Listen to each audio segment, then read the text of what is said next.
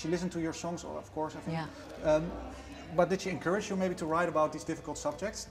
Was she also the same? No, I think she was probably like, you know, not disappointed, but a bit like, uh-oh, you know. You know, I come from I think my father in particular writes very personal songs about his family members, you know, and my mother to an extent did as well. But so I come from this kind of tradition of doing this. I think, and Rufus does it as much too, my brother Rufus. But I mean, I think that I've always had a tendency to write about my life and people in it and family members, but also take it about as far as would be possible without totally pissing people off. But did they at some point maybe came to you and say, well, maybe that's a bit too private, or? No, I think that was always sort of, it was clear that was kind of my thing, you know, this kind of angry, hard on their sleeve person who would be willing to say things that maybe, you know, not everyone would want to talk about or say.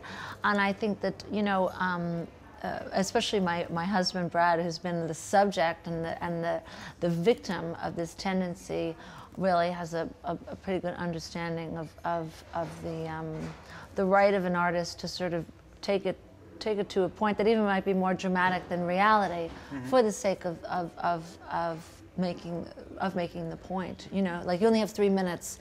Let's like go all the way with it. You know? Yeah, because for me, not having met you before, I already know, for example, that you have a 7-year itch, and you have a lot of makeup sex. Yeah, I mean, you know, this. Yeah, I mean, there's also such thing as poetry, you know, and humor. I hope is interpreted in some of these things, you know. Yeah, the 7-year itch is quite a bitch. It's true. I mean, but that's what that phrase means. I don't need to tell that to any. You know, I don't need to explain it. You know, so look, I write about my life. I didn't want to write a record about being a mother.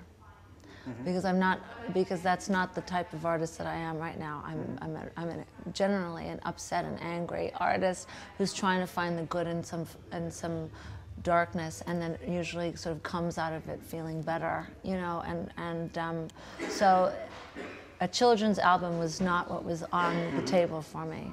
An album about my mother dying, and my life now and the loneliness of it sometimes, and is really more up my alley.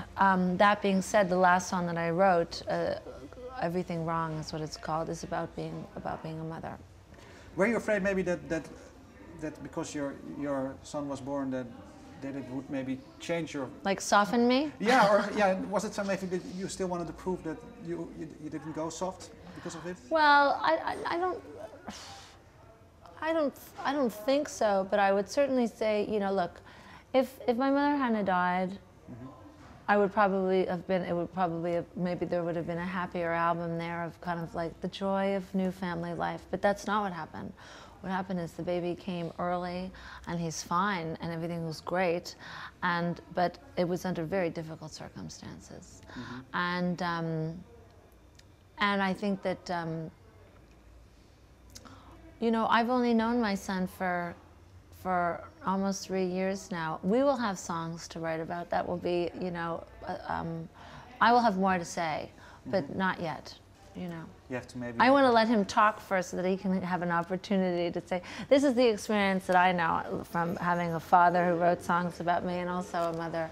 They have to be heard as well, the children. So, I'm going to give him a chance to learn how to speak before I start putting words in his mouth.